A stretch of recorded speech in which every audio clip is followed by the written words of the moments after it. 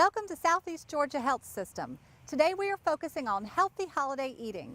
Eating can be such a challenge during the holiday season. We are tempted by all the good food, good drinks, and rich desserts. Today we're going to hear from a physician from Southeast Georgia Health System who can share with us information and tips on how to eat healthy during the holiday season. Stay tuned. It's all coming up next right here on Golden Isles TV.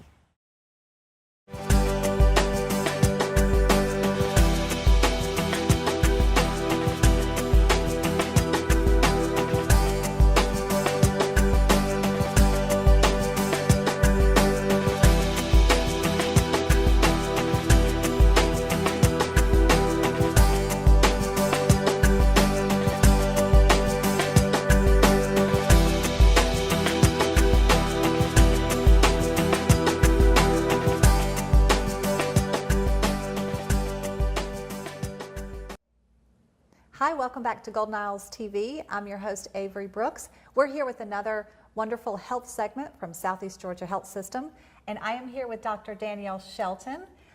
We are so glad to have you. You are a board-certified family medicine physician. Is that right? That is correct, yes. Okay, at Glenn Family Medicine Center. We're so glad to have you. I'm really glad to be here.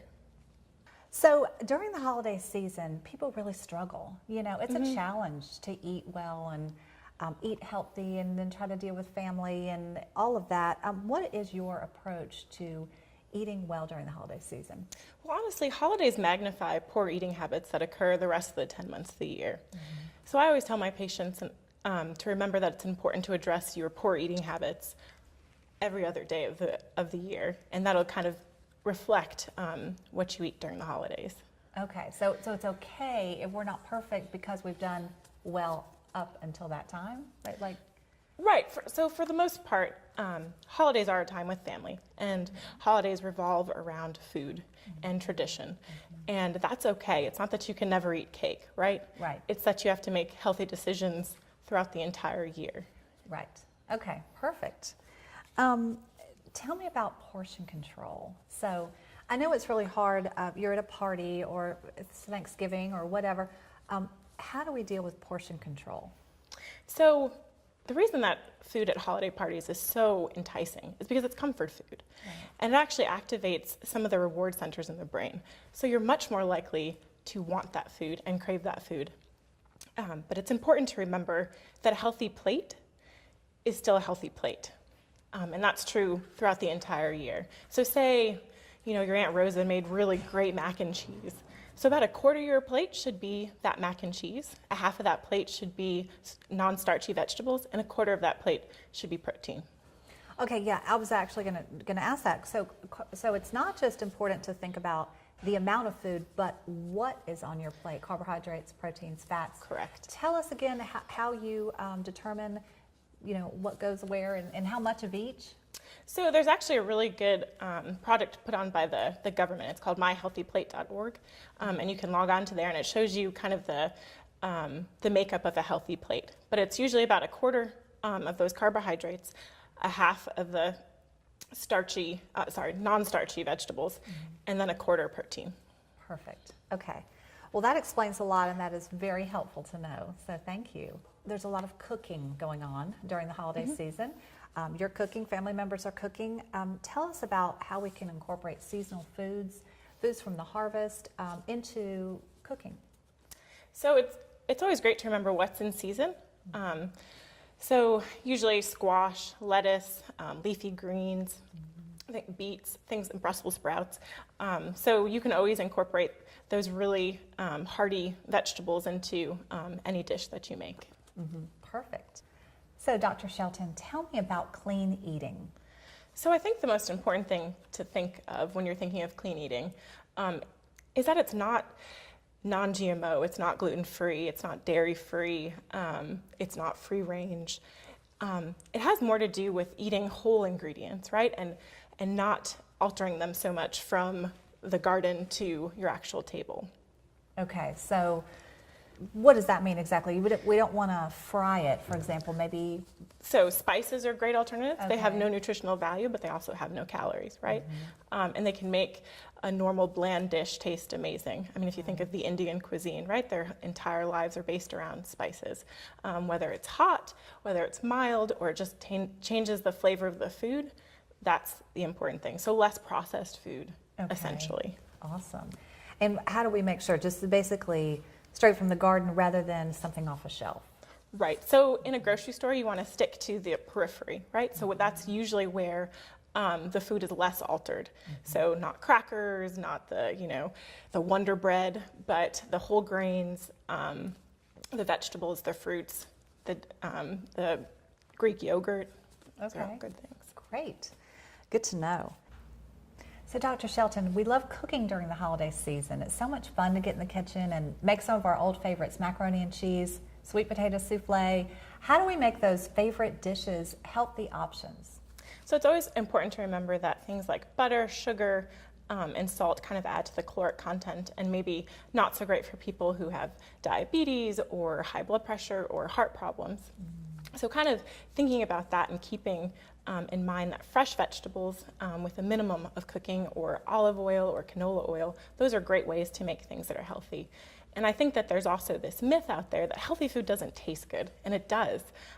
That's why one of the reasons I created a nonprofit, and we partnered with Southeast Georgia Health System to create cooking classes where what we make not only tastes amazing, but is healthy for you. Yes, talk a little bit about that. That's amazing. Tell me a little bit more about that. So over the summer, we had some preliminary cooking classes just to gauge the interest of our population. And they were really well received. They sold out pretty quickly in a few days. And we keep the cost to a minimum, which is, I think, important because health is for everybody, and there shouldn't be a cost prohibitive factor in that. And every class had a diabetic educator, a dietitian, and myself there as well. So it was an interactive discussion about what makes something healthy, so that people can take that information and apply it in other circumstances. Right, so they can apply it not just during the holiday season, but all year round. Exactly. Yeah. So Dr. Shelton, sometimes we know we're getting ready for a big party and we're excited and we don't have a lot of time in the day, but in addition to that, sometimes we want to save calories by not eating. So then we'll not eat all day and then just plan to eat at the party. Tell us why that might not be a great idea. So remember that what you eat affects your metabolism, it affects your glucose levels, and whether that's a psychological effect in that you think because you didn't eat all day, now you can eat 3,000 calories at once, or that you're so hungry by that party that you don't even care. So hopefully by eating small meals throughout the day, you regulate that glucose and you regulate your appetite so that hopefully you consume less calories throughout the day. Okay, so don't skip a meal. Don't skip a meal. Never skip a meal. So glucose and sugar, that's brain food. So you need it to function. Right. Good advice. Yeah. Yeah. Thank you. Now, during the holidays, how do we manage drinking? Drinking is a big deal. Yes. Everybody is drinking. Well, not everybody, but Enough people. enough. There's plenty of temptation. How do the extra calories from drinking play into too much eating during the holiday season? So the one thing that it's important to remember about drinking is that it decreases your inhibitions, right? So if you're at a party and you're drinking, you're much more likely to eat foods that maybe you wouldn't have eaten otherwise. That's the most important thing. The other thing is that drinks actually have no nutritional value. So whatever you're pouring into your body, that's not doing you any good. They might be a great party lubricant, they taste good, but they don't have any nutritional value. So, and it's really easy to drink your calories. So you can drink 1,000 calories much quicker than you could ever eat 1,000 calories worth of carrots, right? Right. That'd be nearly impossible. Yeah.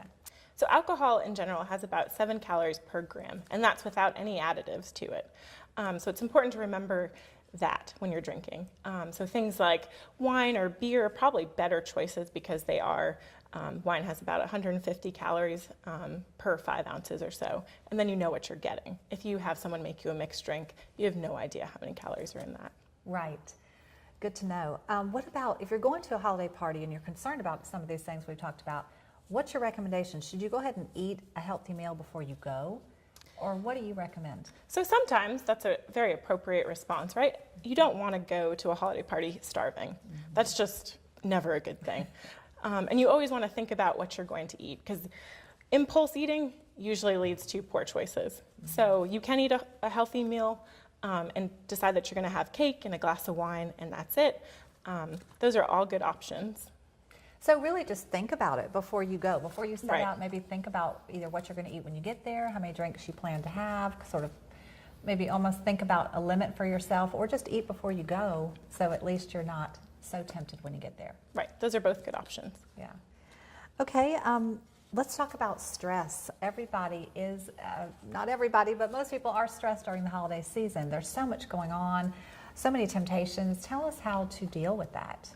So in general, it's really, you deal with stress the same way that you deal with any stress, right, during the rest of the year. So if you have poor coping mechanisms for the rest of the year, you're probably going to have poor coping mechanisms during the holidays. Right. But in general, exercise is a really great stress reliever. Whether it's biking, kayaking, running, walking, whatever your fancy is, they release the endorphins in your body, and that's a feel-good chemical. So that usually lets you cope a little bit better. Right, so maybe a good tip would be to try to stick with your routine that you have throughout the year. Don't just suddenly throw it away because it's the holiday season, because those Right. things can help you sort of get through. Do you Yep, think? that's it. Yep, I would 100% agree. Well, good. Anything else that we should know about eating healthy during the holidays? The only thing I would say is if you really have personal questions, I would always recommend that you talk to your doctor about your nutrition goals. And if you want individual nutrition counseling, dietitians are always available to kind of give that one-on-one help that you may need to set personal goals throughout the holiday season. I think that usually helps if we have an endpoint in sight. Absolutely. Good advice, yeah. Well, thank you so much for being here today. Yeah, it was my pleasure. I really thank you for having me. I appreciate it.